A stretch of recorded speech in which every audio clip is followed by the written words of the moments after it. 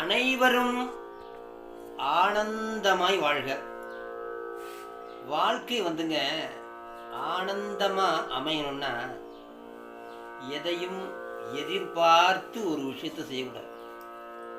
எதிர்பார்த்து செய்து ஏமாந்தவங்க நிறைய பேர். ஆமாங்க, கல்யாண வயசுல ஒரு பையன் கோயிலுக்கு வந்தான். எனக்கு ஒரு பொண்ணு பாருங்க சாமின்னா, பொண்ணு படிச்சிருக்கணும், வசதியாகவும் இருக்கணும், கவர்மெண்ட் வேலையிலையும் இருக்கணும்னா எவ்வளவு எதிர்பார்ப்பு இருக்கு. இவ்வளவு நடக்குமா? ஏதாவது ஒண்ணுதான் நடக்கும். என்னாவது மனிதன் எதிர்பார்த்து எதிர்பார்த்து நிறைய விஷயங்கள்ல ஏமாந்துடுறான். எந்த எதிர்பார்ப்பும் இல்லாமல் நீ உன் கடமையை செய். உனக்கு இறைவன் வேண்டுவதை தருவார்.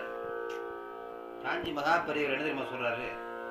உனக்குன்னு உள்ளது எப்படி இருந்தாலும் அது கிடைத்தே ஆகும். உனக்குன்னு இல்லாதது உனக்கு கண்டிப்பா கிடைக்காதுங்கிறார். உனக்கு எது கிடைக்கலையோ அது இறைவன் உனக்கு கொடுக்க நினைக்கல, அவ்வளவுதான். அதனால எதிர்பார்ப்புகளை குறைத்து கொண்டு வாழ்ந்தால் வாழ்க்கை ஆனந்தமா இருக்கும். முயற்சி செய், அது வேற.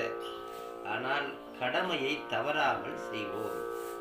கடமையை செய்கின்ற மனிதன்தான் வெற்றி அடைகின்றான், ஆனந்தமாக வாழ்கிறான்.